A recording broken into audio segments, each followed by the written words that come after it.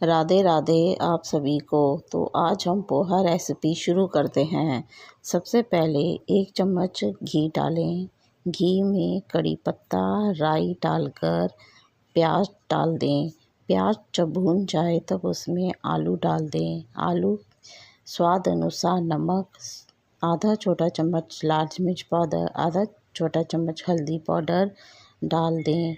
आधा कप पानी डालकर उसको मिक्स कर ढक कर रख दें। जब आलू गल जाए तब उसमें आप पोहा डाल दें। पोहा मैंने पहले से ही धोकर रख लिया था। पोहा को आप मिक्स कर लें। पोहा जब अच्छे से मिक्स चलाते रहें उसे जब तक वो मिक्स ना हो जाए। मिक्स करने के बाद उसे 2 से 3 मिनट आप उसे ढक कर रख दें। पोहा आपका ये रेसिपी तैयार है। मेरे चैनल को लाइक एंड सब्सक्राइब करेगा। Thank you for watching.